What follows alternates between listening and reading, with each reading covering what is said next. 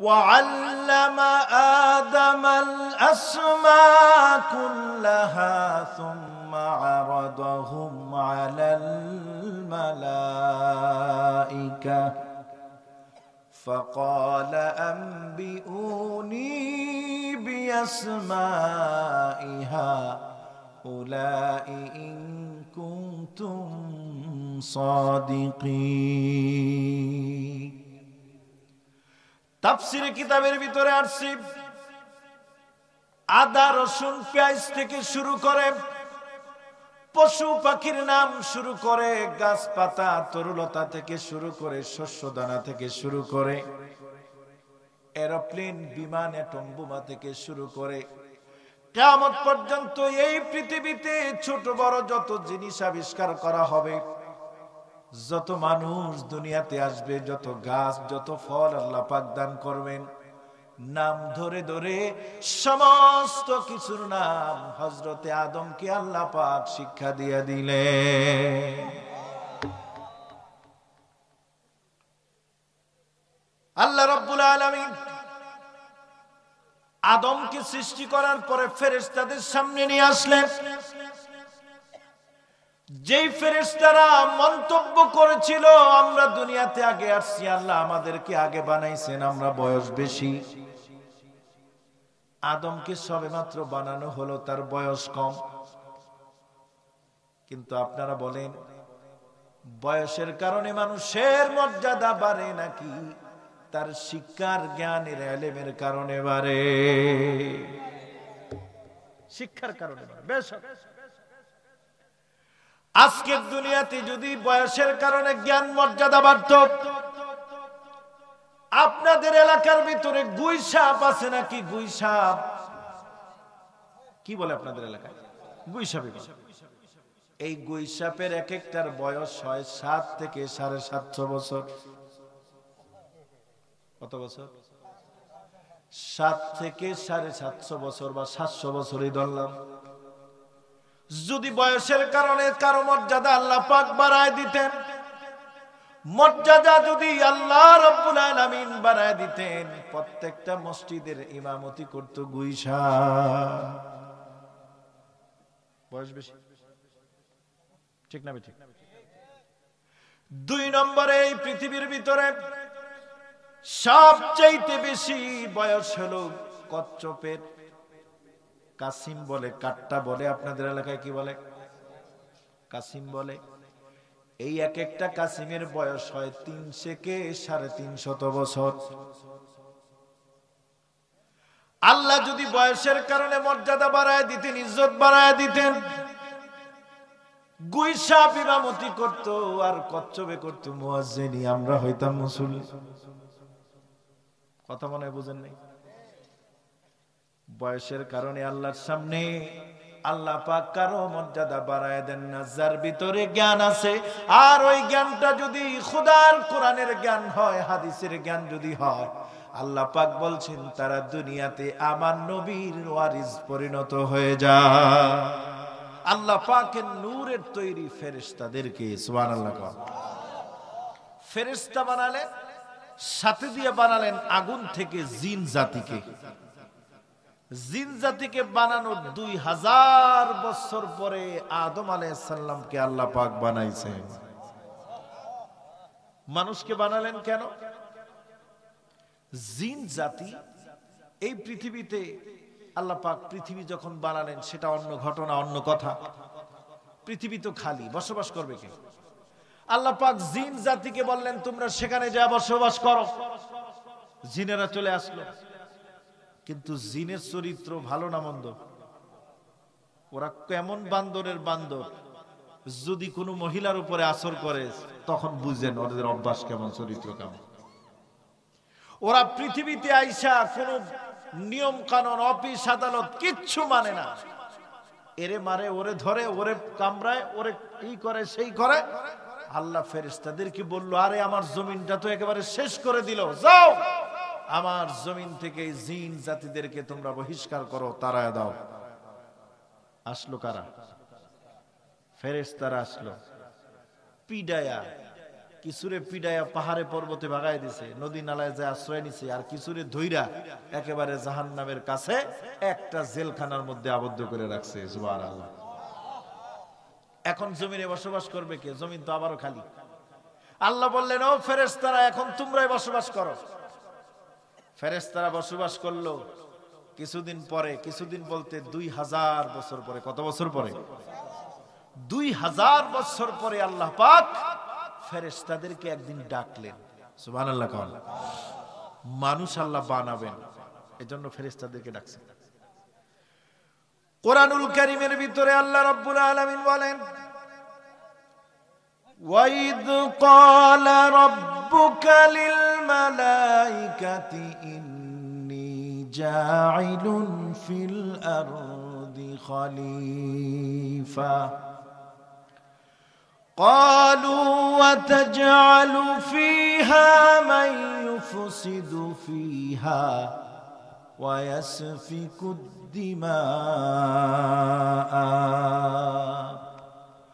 ونحن نسبح بحمدك ونقدس لك قال إني أعلم ما لا تعلمون।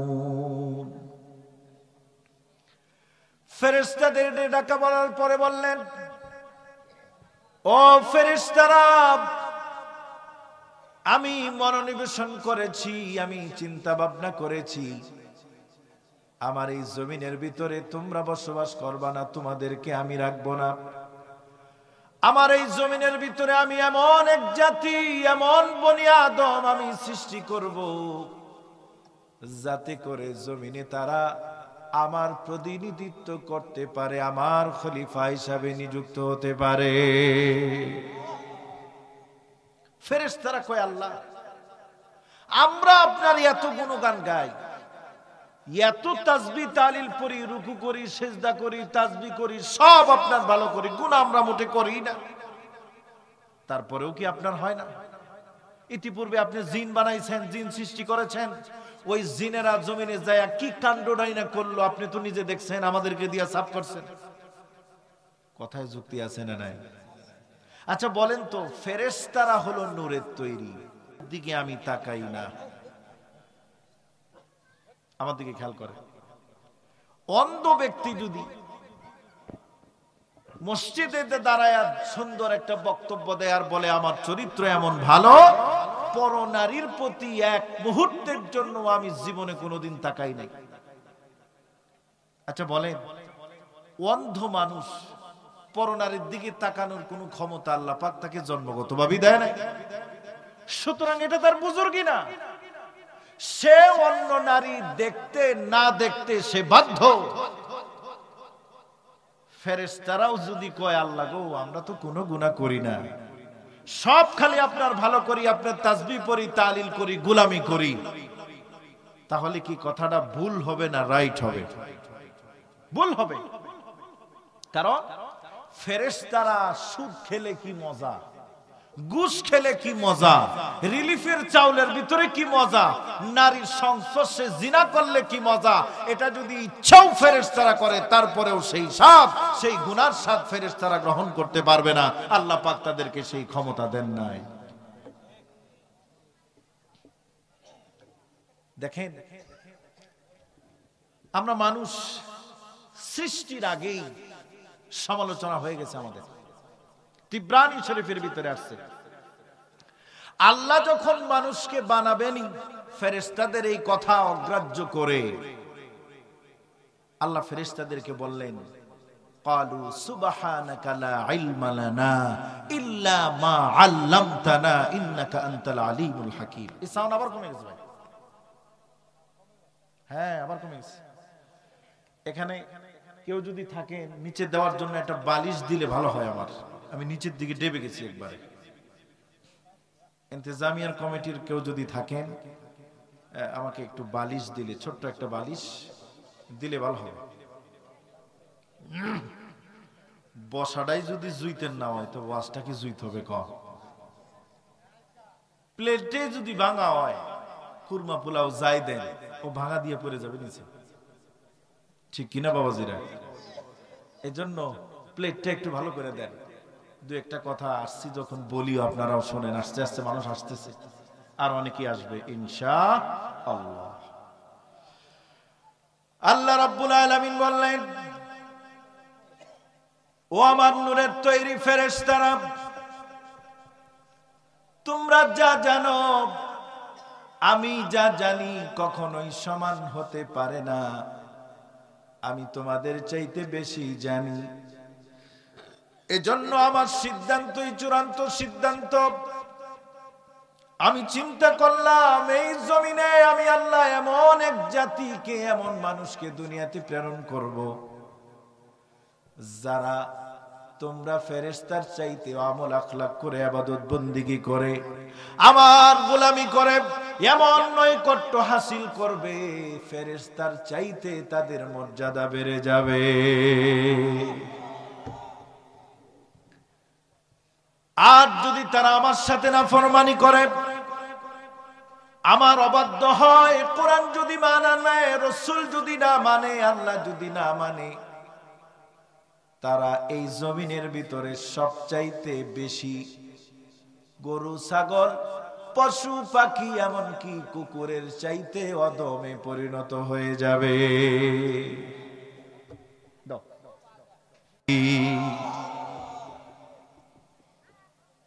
ফেরেশতারা কয় আল্লাহ মানুষ বানাবেনি, আমরা যতই না করি বানাবে না। আচ্ছা বলেন, ফেরেশতা আমাদের মতো একটা মাখলুক জাতি, ঠিক কিনা? আল্লাহর কি এমন ঠেকা পড়েছে যে ফেরেশতাদেরকেও জিজ্ঞাসা করা লাগবে যে আমি মানুষ বানাতে চাই, তোমরা কি বলো?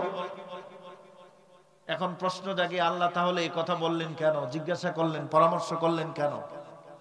তাফসীর বিদ্বান লেখেন, মুফাসসিরিনে কেরামগণ লেখেন, আল্লাহ পাক পৃথিবীর সমস্ত মানুষ আর জিনদেরকে এই কথাই শিক্ষা দিয়েছেন, যখন তোমরা দুনিয়াতে কোনো কাজ করার জন্য ইচ্ছা পোষণ করবা, তখন তোমার অধীনস্থ আপনজন ফ্যামিলির লোকদেরকে নিয়ে ওই কাজের সম্পর্কে তোমরা পরামর্শ করো। পরামর্শ করে যদি তুমি কাজ শুরু করো, আমি আল্লাহ সেই কাজের ভিতরে বরকত দিয়া পরিপূর্ণ করে দিব। কিছু ফ্যামিলি আছে বাপে যে কি করবে সন্তান জানে না, এমনকি তার মায়ও জানে না, বউ জানে না, আছে না? এই সংসারে কোনো কাজ দেখবেন সুন্দরভাবে হয় না। বাবাই ঘর বানায়, ছেলে ওদিক দিয়ে খালি বাবারে গালাগালি করতেই থাকে। মা একটা কাজ করবে, স্বামীকে বলে না, সন্তানদেরকে বলে না, ওদিক দিয়ে স্বামী গালিতে সন্তানে গালি দেয়। কিন্তু সবাই একসাথে বসে ছোট্ট হোক একটা চেয়ার বানাবেন, একটা ছোট্ট একটা টেবিল বানাবেন, একটা ঘরের দরজা দিবেন, একটা জমিন কিনবেন, ঘরের সবাইকে নিয়ে পরামর্শ করেন। আমার আল্লাহ বলেছেন, যখন ঘরের মানুষ তার পরিবার আহলে আওলাদ আপনজনদেরকে নিয়ে যখন পরামর্শ সভা করে, আমি আল্লাহ তখন আমার সেই পৃথিবীর শুরুতে মানুষ সৃষ্টির সময় যেমন পরামর্শ করেছিলাম, ওই পরামর্শের সাথে জমিনের সেই পরামর্শ মিলে যায়। আর আমার কাজের সাথে যখন বান্দার কাজ মিলে যায়, তখন আমি আল্লাহ খুশি হইয়া ওই কাজের মধ্যে বরকত দিয়া দেই। সুবহানাল্লাহ। ফেরেশতারা পরস্পরে বলতে লাগলো, ইয়াখলুকু রাব্বুনা মা ইয়াশা ওয়ালাকিন ইয়াখলুকু রাব্বুনা খালকান নাকরামা ইলাইহি মিন্না লিআন্নানা খুলিকনা ক্বাবলাহু ওয়া রাআইনা মা লাম ইয়ারা। আদমকে আল্লাহ পাক তখনও সৃষ্টি করেন নাই, সবেমাত্র আল্লাহ রাব্বুল আলামিন নাম নিয়েছেন, সৃষ্টি তখন পর্যন্ত করে নাই। এর আগেই ফেরেশতারা আল্লাহর আরশের সামনে মানুষের সমালোচনা, আমাদের আদমের সমালোচনা শুরু করে দিল। আদমকে আল্লাহ বানাবেন, শুধু এই নিয়তটা করছে। আর এই মুহূর্তে ফেরেশতারা বলল কি, আল্লাহ যাই বানাক, আমরা যে শ্রেষ্ঠ, আমরা যে পুত পবিত্র, আমাদের চাইতে উত্তম কাউকে বানাবে না। এটা কি আলোচনা হলো না সমালোচনা হলো? নিঃসন্দেহে সমালোচনা। এজন্য আজকের পৃথিবীতে দেখবেন যে যত ভালো মানুষ তার সমালোচনা সবচেয়ে কম, নাকি? যে যত ভালো, একটা জেনারেল মানুষ, একটা শ্রমিক মানুষ, একটা কৃষক মানুষ সততার সাথে জীবন যাপন করে, দেখবেন খারাপ সব একজোট হইয়া ওই লোকটার বিরুদ্ধে লাগবে। একজন আলেম ভালো, এই আলেমের কোন সমালোচনা আমাদের দেশে নাই, ঠিক কিনা? আপনাদের এলাকায় আছে? Very good. আল্লাহ পাক কোরআনুল কারীমের ভিতরে বলছেন, আমি 1 লক্ষের উপরে নবী রাসূল প্রেরণ করেছি, এমন একজন নবীকেও মানুষ ছাড়ে নাই যার কোন ধরনের বেইজ্জতি করে নাই, নিন্দাবাদ করে নাই, সমালোচনা করে নাই। কত নবী পাঠাইছে? লক্ষাধিক। 1,24,000, মতান্তরে 2,24,000।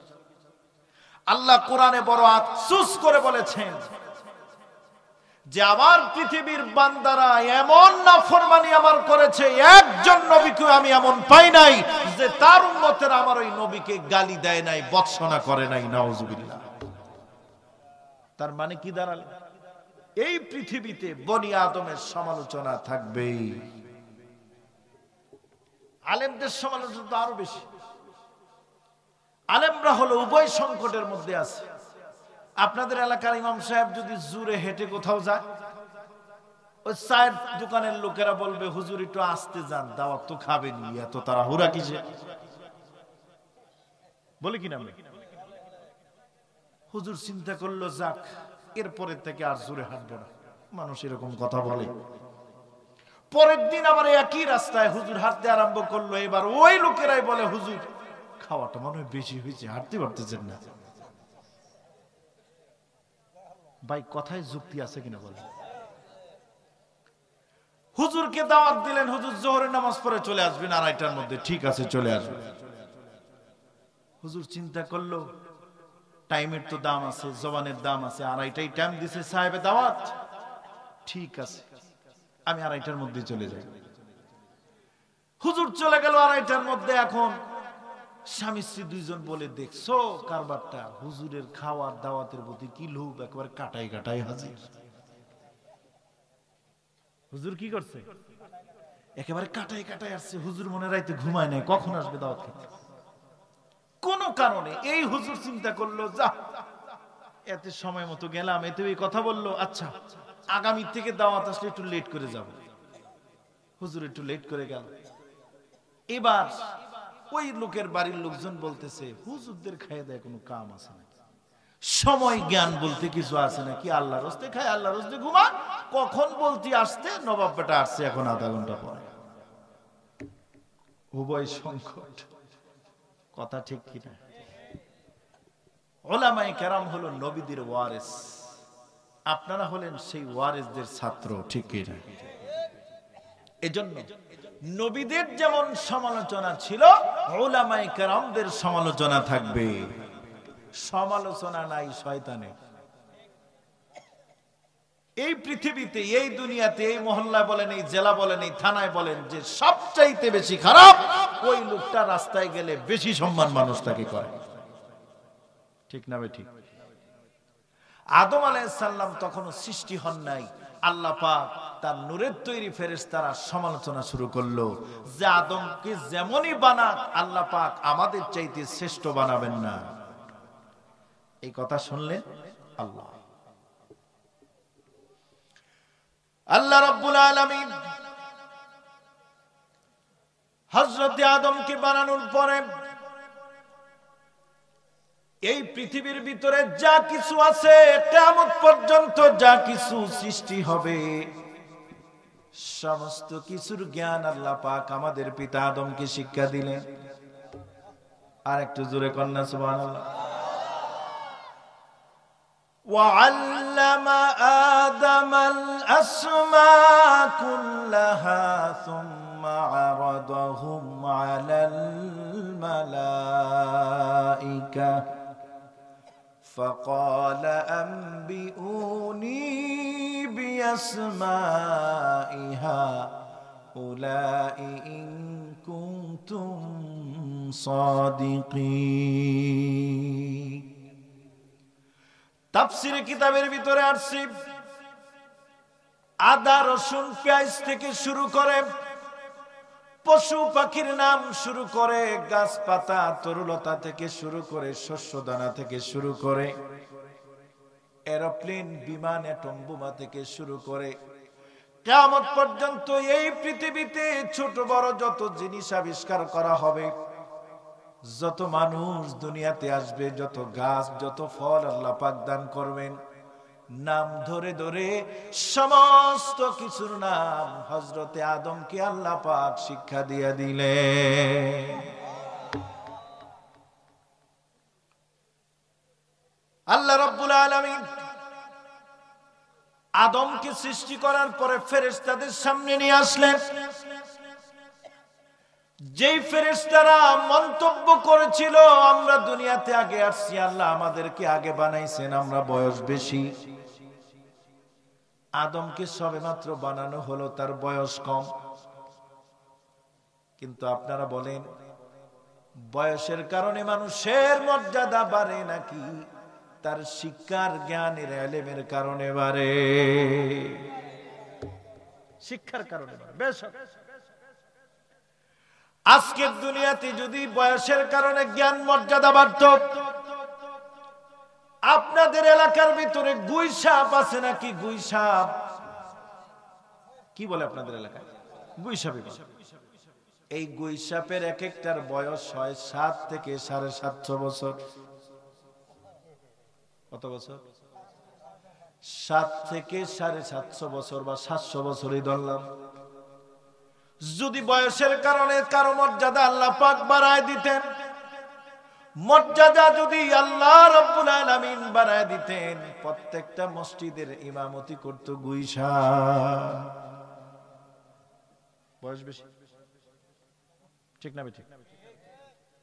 2 নম্বরে এই পৃথিবীর ভিতরে সবচাইতে বেশি বয়স হলো কচ্ছপের। কাসিম বলে, কাট্টা বলে, আপনাদের এলাকায় কি বলে? কাসিম বলে। এই এক একটা কাসিমের বয়স হয় 3 থেকে 350 বছর। আল্লাহ যদি বয়সের কারণে মর্যাদা বাড়ায় দিতেন, ইজ্জত বাড়ায় দিতেন, গুই সাপ ইমামতি করত আর কচ্ছপে করত মুয়াজ্জিনি, আমরা হইতাম মুসল্লি। কথা মনে হয় বুঝেন নাই? বয়সের কারণে আল্লাহর সামনে আল্লাহ পাক কারো মর্যাদা বাড়ায় দেন না। যার ভিতরে জ্ঞান আছে, আর ওই জ্ঞানটা যদি খোদার কোরআনের জ্ঞান হয়, হাদিসের জ্ঞান যদি হয়, আল্লাহ পাক বলছেন তারা দুনিয়াতে আমার নবীর ওয়ারিস পরিণত হয়ে যায়। আমার নবীকে দেখলে তাদের যেমন গুনাহ মাফ হয়ে যেত, নবীর সাথে মুসাফা করলে যেমন তাদের দিল প্রশান্ত হয়ে যেত, এই দুনিয়াতেও নবী নাই, কিন্তু নবীর ওয়ারিসের সাথে কেউ যদি মহব্বত নিয়ে মুসাফা করে, আল্লাহ নবী বলেছেন আমার একজন ওয়ারিসের সাথে কেউ যদি মহব্বত নিয়ে ভালোবাসা নিয়ে মুসাফা করে, সে যেন আমি মদিনার নবীর সাথেই মুসাফা করলো। আলেমকে যদি কেউ মহব্বত করে, ভালোবাসে, হাদিয়া দেয়, উপহার দেয়, উপটৌকন দেয়, আল্লাহর নবী বলেছেন কে যেন সে যেন রাসূলুল্লাহ সাল্লাল্লাহু আলাইহি ওয়াসাল্লামকে মহব্বত করলো, ভালোবাসলো, দাওয়াত খাওয়ালো। সুবহানাল্লাহ। হযরতে আদমকে আল্লাহ পাক সবকিছুর জ্ঞান শিক্ষা দেওয়ার পরে একদিকে ফেরেশতা আর একদিকে আদম একা সামনাসামনি করছে। আল্লাহ রাব্বুল আলামিন সূরা বাকারার ভিতরে বলেন, وَعَلَّمَ آدَمَ الْأَسْمَاءَ كُلَّهَا ثُمَّ عَرَضَهُمْ عَلَى الْمَلَائِكَةِ فَقَالَ أَنبِئُونِي بِأَسْمَاءِ هَؤُلَاءِ إِن كُنتُمْ صَادِقِينَ। আদমকে আল্লাহ রাব্বুল আলামিন বললেন, ও আদম, আমি তোমাকে যেই সমস্ত বস্তুর জ্ঞান দিয়েছি, ইলম দিয়েছি, শিক্ষা দিয়েছি, গভীরতা দিয়েছি, পৃথিবীর শুরু থেকে শেষ পর্যন্ত সব তুমি ফেরেশতাদেরকে জানায়া দাও। সুবহানাল্লাহ। কোন হযরতে আদম বলতে বলতে বলতে বলতে সব নাম যখন বলে ফেললো, ফেরেশতাদের মাথাটা অবনত হয়ে গেল। আল্লাহ বললেন, তোমরা সিলিন্ডার করেছো, তোমরা বুঝতে পারতেছো ইলমের মর্যাদা বেশি, আর ইলমের কারণে আদমের মর্যাদা বেশি, সুতরাং আর দেরি করো না, তোমরা আমার আদমকে সেজদা দিয়ে দাও। ফেরেশতারা সেজদা দিল না, একমাত্র ইবলিস। কে দিল না? ইবলিস দিল। ওদিকে যাব না, কারণ বিষয় হলো অনেক। এরপরে আমি যে উদ্দেশ্য নিয়ে আমি কথাগুলো বলতেছি, মূল আলোচনা আমি পরে চলে যাব। ওই আলোচনাটা আরো বেশি মজা, আরো বেশি মধু হবে। আলহামদুলিল্লাহ। আল্লাহ পাক আদমকে বললেন, ও আদম, আমি তোমার জন্য একটা জান্নাত, স্পেশাল জান্নাত বানাইছি, নাম তার জান্নাতুল খুলদ। সুবহানাল্লাহ। ওই জান্নাতের ভিতরে তুমি যাও, বসবাস করো, যা খুশি খাও, যা খুশি পান করো, যা খুশি পড়ো, যেটাই খুশি বেড়াতে যাও, ওই জান্নাতের ভিতরে অবস্থান করো। কিন্তু খবরদার, ওয়ালা তাকরাবা হাদিহিশ শাজারাতা ফাতাকুনা মিনাজ জালিমিন। ওই যে গাছটা দেখতেছো, ওই বৃক্ষের ফল সর্বনাশ, ফল তো খাওয়াই যাবে না, ওই গাছের আশেপাশেও ঘোরাঘুরি করবা না। হযরতে আদম জান্নাতুল খুলদের ভিতরে চলে গেলেন। আল্লাহ পাক সৃষ্টিগতভাবেই মানুষকে তার সঙ্গী দিবেন। সঙ্গী ছাড়া মানুষের মৃত্যু ভালো, ঠিক কিনা বলেন? এমন এক জায়গায় আছে, কোনো মানুষজন নাই, কথা বলার কেউ নাই, ওই দুনিয়ার চাইতে কবরে যায় ঘুমানো আরো বেশি ভালো। হযরতে আদম জান্নাতের ভিতরে প্রবেশ করার পরে অস্থির অস্থির লাগে, ভালো লাগে না, এদিক যায় সেদিক যায়, আর মনের ভিতরে তামান্না হলো এই জান্নাতের ভিতরে কথা বলার, টাইম পাস করার যদি একটা মানুষ হতো। সুবহানাল্লাহ। এই চিন্তা ভাবনা করে আদম ঘুমায় না, আমাদের পিতা ঘুমায় না। তো ঘুমায় না যখন, এই বসে শোয়, এই কাইত হয়, হেলান দেয়, এই করে সেই করে। আল্লাহ দেখলেন আদম তো অস্থির হয়ে গেছে, চোখের মধ্যে ঘুম ঢেলে দিলেন। সুবহানাল্লাহ। ফাওকাল্লাহু আলাইহিন নাওমা। আদম থেকে আমাদের মাকে অপারেশন করে বের করবেন, অ্যানেস্থেসিয়া করবেন, অজ্ঞান করবেন কিভাবে, এজন্য আল্লাহ পাক তার চোখের মধ্যে ঘুম ঢেলে দিলেন। ঘুমায় গেল। আল্লাহ পাক তার বাম পাশে ছোট্ট পাঁজরের হাড্ডি থেকে হাওয়াকে জন্ম দিলেন, সৃষ্টি করলেন। আমাদের মার নাম কি? হাওয়া। আসলে এই শব্দটা আরবিতে হলো হাওয়া। হাইয়ুন থেকে হাওয়া। হাইয়ুন শব্দের অর্থ হলো জীবিত। আমরা কই না আল্লাহ তাকে হায়াত বাড়ায় দাও, জীবন দান করো, এটা আরবি শব্দ। এই হাওয়া কেন নাম রাখলেন? এজন্য নাম রাখলেন যেহেতু আমাদের মা হাওয়ার জন্ম হলো জীবন্ত মানুষ থেকে, এজন্য তার নাম রেখে দিলেন হাইয়ুন থেকে হাওয়া। আল্লাহু আকবার। আল্লাহ পাক নারী আর পুরুষের ভিতরে কি চমৎকার এমন আকর্ষণ দিয়েছেন, সুবহানাল্লাহ জোরে কন্যা।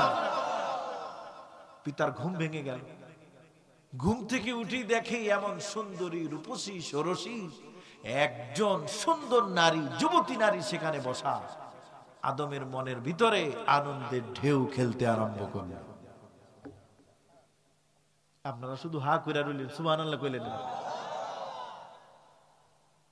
মানুষ বর্তমান সময় এটা সবচেয়ে বড় বাবার সাথে মার সাথে বড় জুলুম। ছেলে সন্তান, তার মা বয়স আছে, বাবা মরে গেছে, মাকে আরেক জায়গায় বিবাহ দিবে কল্পনাও করা যায় না। বাবা বুড়া মানুষ, মা মরে গেছে, 5 বছর হয়েছে, বিয়ে শাদী করে ছেলে মেয়ে নিয়ে তুমি আলাদা ভালো আছো, কিন্তু তোমার বাবা পৃথিবীটা সংকীর্ণ হয়ে গেছে। তোমার মার মৃত্যুর পরে তোমার বাবা এতিমের মতো হয়ে গেছে, বিনা ইঞ্জিনে, বিনা তারে, বিনা হেলিকপ্টার, সবকিছু বাদ দিয়া, পাইলট বাদ দিয়া আল্লাহর হুকুমে বাতাস সকাল বেলায় নিয়ে যেত, আবার সন্ধ্যাবেলায় নিয়ে আসতো, সন্ধ্যাবেলায় আবার যেত। এভাবে 1 বছরের বা 1 মাসের রাস্তা অতিক্রম করে বাইতুল মুকাদ্দাসে তিনি অবস্থান করতেন। এই সিংহাসনে ডানে বামে পিছনে উপরে উপরে থাকতো পাখি। সমস্ত পাখিরা ছিল তার জন্য সৈন্যবাহিনী। কেমন পাখি? তাফসীরে কিতাবের ভিতরে আসছে, সুলাইমান পয়গম্বর আকাশে উড়বেন, সূর্যের আলো লাগতে পারে কিনা। এজন্য পাখিরা করত কি, একটার সাথে আরেকটা লেগে সুলাইমান পয়গম্বরের সিংহাসনের উপরে ছাতার মতো ছায়া দিত। তার সিংহাসনে চেয়ার আসন ছিল মন্ত্রী, মিনিস্টার, খাদ্যমন্ত্রী, প্রধানমন্ত্রী, উপমন্ত্রী, স্বেচ্ছামন্ত্রী, ডাইল মন্ত্রী, পাগল মন্ত্রী, যা আছে টাকলা টুকলা সহ সবকিছু মিলে আছিল 3 লক্ষ। কত লক্ষ? 3 লক্ষ। সুবহানাল্লাহ কইবেন না? এই বিশাল সৈন্যবাহিনী নিয়ে সুলাইমান পয়গম্বর তাম পৃথিবী বাদশাহী করতেন। সুবহানাল্লাহ। এমন বাদশা আল্লাহ রাব্বুল আলামিন তাকে বানালেন। কিন্তু সুলাইমান পয়গম্বর এত বিশাল বাদশাহী পাওয়ার পরে 1 মুহূর্তের জন্য আমার আল্লাহর জিকির ধ্যান জ্ঞান থেকে বিচ্যুত হয় নাই। কোরআনুল কারীমের ভিতরে আল্লাহ রাব্বুল আলামিন বলেন, وحشر لسليمان جنوده من الجن والإنس والطير فهم يوزعون حتى إذا أتوا على واد النمل قالت نملة يا أيها النمل ادخلوا مساكنكم لا يحطمنكم سليمان وجنوده وهم لا يشعرون فتبسم ضاحكا من قولها وقال رب أوزعني أن أشكر نعمتك التي أنعمت علي وعلى والدي وأن أعمل صالحا ترضاه وأدخلني برحمتك في عبادك الصالحين। সুলাইমান আলাইহিস সালাম সিংহাসন নিয়া সৈন্যবাহিনী নিয়া বের হয়েছে।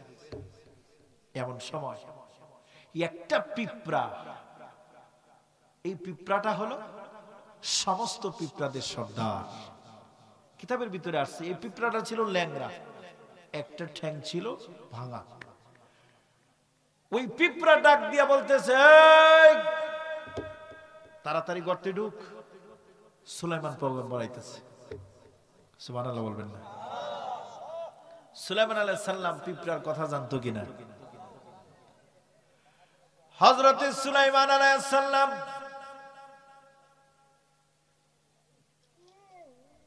তৎক্ষণাৎ ইমার্জেন্সি 9 মাইল উপর থেকে তার সিংহাসন জমিনে নামায়া দিলেন। পিঁপড়ারা দেখবেন এমন বদ যেদিক দিয়ে কাজে কর্মে সর্ব অবস্থায় ইমাম সাহেব যেই কোরআন দিয়া কথা বলেন, হাদিস দিয়া কথা বলেন, ওই কোরআন হাদিসের কথা বলা যদি নামাজের মতো শরীয় বিধান মনে করে সঠিকভাবে পালন করতেন, আল্লাহর এই জমিনে আপনাদের জন্য আরো বেশি শান্তির ফয়সালা হয়ে যেত। সুলাইমান আলাইহিস সালাম নিচে যখন নামলো, পিঁপড়ায় কয় সর্বনাশ। সুলাইমান পয়গম্বর নামছে, না জানি কোন শাস্তি দেয়। হযরত সুলাইমান আলাইহিস সালাম পিঁপড়াকে ডাক দিয়া বলল, পিঁপড়া তুমি আমাকে দেখে ভয় পাইলে কেন? কারণ সুলাইমান পয়গম্বর দিলের ভিতরে এই কথা শোনার পরে আল্লাহর ভয় দিলের ভিতরে চলে আসছে।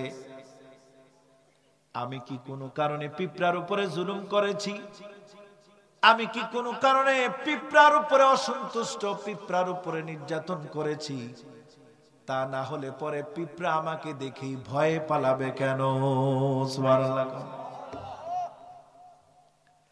সুলাইমান পয়গম্বর সব প্রাণী কুলের উপরে আল্লাহ রাব্বুল আলামিন তাকে দায়িত্ব দিয়েছেন, মর্যাদা দিয়েছেন, কিন্তু সুলাইমান পয়গম্বর কোন প্রাণীর উপরে জুলুম করেন নাই। এটার দৃষ্টান্ত দিয়ে আল্লাহ রাব্বুল আলামিন পিঁপড়ার এই কথাই কোরআনের মধ্যে লিখে দিয়েছেন। পিঁপড়া কয়, না হুজুর, আপনি জুলুম করবেন কেন? আমি তো আমার বাহিনীকে, আমার লোকদেরকে, পিঁপড়াদেরকে বলতেছি যে এই যে বিশাল বাহিনী আসতেছে, এদের পায়ের তলে যদি তোরা পড়স তাহলে কিন্তু ভ্যানিশ হয়ে যাবি। এই জন্য আমরা সেফলি নিজেদেরকে বাঁচানোর জন্য গর্তে ঢুকতেছি, আপনার কোনো দোষ নাই। সুবহানাল্লাহ। সুলাইমান শান্ত হলো, আবার চলতে আরম্ভ করল। এবার দেখেন আরেক মজার ঘটনা। এই ঘটনায় আমাদের শেষ ঘটনা। অলরেডি 12টার কাছাকাছি বেজে গেছে। আচ্ছা, রাত ভরে চলবে, আল্লাহ যদি চালায় চলবে, কোনো অসুবিধা নাই। জি জি জি। আমি একজন এখানে আসার পরে একজন আমাকে বলল যে হুজুর, কিছু কিছু আমাদের এলাকার লোকজন বলছে যে হুজুরে নিয়ে আজকে ওয়াজ শেষ করে মুনাজাত করে ফজর পড়ে ঘুমাবো। মনে মনে কই, আল্লাহ, ঘাটে আটকে আসিলাম, ওইটাই ভালো আছিল, ওখান থেকে বিদায় হয়ে যেতাম, মরার লেগে কেন এলাম? কারণ এত ভালোবাসা দিয়ে যদি শেষে আমার মারিয়ে ফেলাম তাইলে তো আমি শেষ। প্রত্যেক রাত্রি দেখেন, আজকে নিয়ে 5 রাত টানা, 5 রাত ওয়াজ করতেছি, আলহামদুলিল্লাহ। আমি চিন্তা করলাম যে মানুষ এত পরিশ্রম করে, রাতের বেলা জাগনা থাকে, না জানি কণ্ঠের উপরে কোনো সমস্যা হয় কিনা, শরীরে কোনো অসুখ বিসুখ হয় কিনা। এই জন্য আমি চিন্তা করলাম বাড়িতে এমন একজন দুয়ার লোক আনবো যার দুয়াতে আল্লাহ পাক সব আসান করে দিবে। আমার মাকে নিয়ে আসছি বাসায়। মাকে আনার পরে খোদার কসম করে বলি, আমি এত বেশি প্রশান্তি লাভ করতেছি যে আমি যে বাহিরে আছি, রাত্রে ঘুম হয় না। কালকে ছিল কাশিমপুরের সামনে কারাগার, সাভার। ওনারা আমাকে দিয়া, আপনারা আবার আবদার করেন না, ওনা আমাকে দিয়া 2.5 ঘন্টা ওয়াজ করাইছে, 2.5 ঘন্টা। এটার ভিডিও আপনারা পাইবেন। হাজার হাজার মানুষ, হাজার হাজার। আপনারা এখানে যে কজন বসা আছেন, তাকাব্বুরের জন্য বলছি না, এই আমার দুই পাশে পিছনে স্টেজের ভিতরেই ছিল এর চাইতে বেশি মানুষ। আমার ড্রাইভার যিনি গাড়ি নিয়ে আসছেন, সিরাজ ভাই, উনি বলতেছে হুজুর, আবার ছবিও দেখাইছে কয়েকজন, কয়ে দেখেন কালকে যে হুজুর মাহফিল করলো, ওই স্টেজে হুজুরের পিছনে যারা বসা ছিল সেই লোকগুলাও তো আপনাদের এখানে এখনো দেখি না। আমি বললাম ভাই, এগুলা বলার দরকার নাই, লোক কম হোক বেশি হোক, আর এলাকায় লোক তো এমনিতেই কম, বসতি কম, বেশি আর কমের সাথে কোনো কথা না। কথা হলো আগ্রহ। আপনারা যদি কোরআনের সাথে সম্পর্ক রাখেন, কোরআনকে ভালোবাসেন, আমি যে কথাগুলো বলবো এটা আমার জন্যও ফায়দা, আপনাদের জন্যও ফায়দা, আর পরকালে হয়ে যাবে নাজাতের ওসিলা। সামনের দিকে চলতে লাগলো হযরত সুলাইমান আলাইহিস সালাম। সুলাইমান পয়গম্বরের মাথা বরাবর উপরের দিকে একটা পাখি ছিল। ওই পাখির নাম ছিল হুদহুদ পাখি। যে পাখির ব্যাপারে তাফসীরের ভিতরে মুফাসসিরিনে কেরাম বলেন, আমাদের বাংলাদেশে কাঠকুড়ালি একটা পাখি আছে, কাঠকুড়ালি আছে না? এই কাঠকুড়ালি পাখির মতোই ছিল হুদহুদ পাখি। হযরত সুলাইমান আলাইহিস সালাম হঠাৎ করে উপরের দিকে তাকায় দেখেন হুদহুদ পাখি সেখানে নাই, তার জায়গাটা খালি। সুলাইমান বলল, কি ব্যাপার? ওয়াতাফাক্কাদাত তায়র ফাকালা মা লিয়া লা আরাল হুদহুদা আম কানা মিনাল গায়বিন। আমি কি কেন হুদহুদকে দেখছি না, সে অদৃশ্য হয়ে গেল কেন? এখন তারে খোঁজার কারণ কি? সুবহানাল্লাহ। আজকের বিজ্ঞান মাটি খুঁড়ে তারপরে তারা গ্যাস আবিষ্কার করে, লোহা আবিষ্কার করে, তেলের খনি পায়, বলে যে একেবারে বিজ্ঞান দুনিয়া একেবারে উদ্ধার করেছে। হুদহুদ পাখি তার বৈশিষ্ট্য ছিল, সুলাইমান পয়গম্বরের যখন নামাজের সময় হতো, ওই 9 মাইল উপর থেকে হুদহুদ পাখি তার চোখ দিয়া জমিনের নিচে কোথায় পানি পাওয়া যায়, পানির লেয়ার কোথায় আছে, এই খবর মাটি থেকে 9 মাইল উপরে বসে হুদহুদ পাখি সুলাইমান পয়গম্বরকে খবর দিত। কত বড় বিজ্ঞান! সুবহানাল্লাহ। হুদহুদ পাখি যেটার মুখ ছিল কাঠকুরালি পাখির মতো, ওইটা দিয়া জমিনে এরকম খোঁটা দিত। আর সুলাইমান পয়গম্বর বলতো, এই জিন কোথায় আছোস, এখানে গর্ত কর। এখানে একটা ছোট্ট পুকুর বানাইতো, কারণ 3 লক্ষ সৈন্য সামন্ত মন্ত্রী মিনিস্টার, অজু গোসলের দরকার আছে। এই জিনেরা সব সময় মাটি কাটার কাজ করতো। সুবহানাল্লাহ। বলতো নদী থেকে হীরা মুক্তা জহরত যা আছে সব তুলে নিয়ে আয়। রাত নাই, দিন নাই, পৌষ নাই, মাঘ নাই, ফাল্গুন নাই, এই শীতের মধ্যে এই জিন জাতিরা এই কাজ করতে। সুলাইমান পয়গম্বরের যখন ইন্তেকাল হলো, তখন জিনেরা যে কি খুশি হয়েছে, ধৈর্য যদি থাকে শেষে বলবো। কারণ জিনেরা বড় বড় কাজ করতো, এই জন্য জিনেরা খালি ফাঁকিবাজি করতে চাইতো, ফাঁকি দিতে চাইতো। কিন্তু সুলাইমান পয়গম্বর যেটাই ফাঁকিবাজি করতো, ওইটারে বুতুলে বইরা জেলখানায় ফেলায় রাখতো, শাস্তির ব্যবস্থাও ছিল।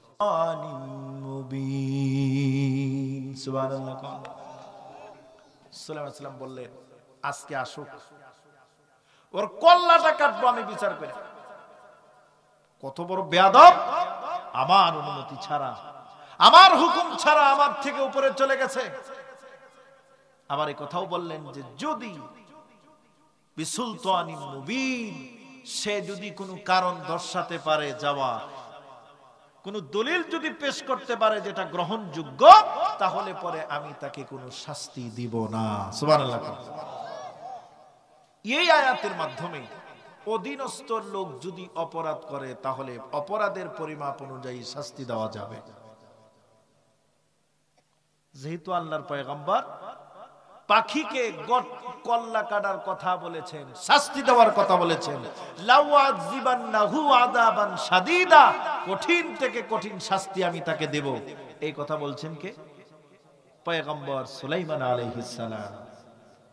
আর যদি আউলা ইয়াতিয়ানি বিসুলতানিন মুবিন, সে যদি কোনো কারণ দর্শাতে পারে, যাওয়ার কোনো গ্রহণযোগ্য কোনো কারণ যদি আমার সামনে উপস্থাপন করতে পারে, তাহলে আমি তার উপরে কোনো শাস্তি দেব না। বিনা কারণে আবার কাজের লোকরে মাইরেন না, যে হুজুর কয়ে গেছে কাজের লোকরে মারা যাবে। ওই দেখেন না, অনেক পুলিশ অফিসার, অনেক বড় বড় কর্মকর্তা তাদের বাসায় কাজের মেয়েদেরকে মাইরা একেবারে আলু ভর্তা বানায় ফেলায়। আবার কয়েকদিন আগের ঘটনা, একজন বিচারকের ছেলে, এক পুলিশ সার্জেন্ট হিন্দু, ওই মহিলার বাবাকে চাপা দিয়ে একেবারে পঙ্গু করে ছাড়ছে। পুলিশের কাছে মামলা করতে গেছে, মামলাও নেয় না।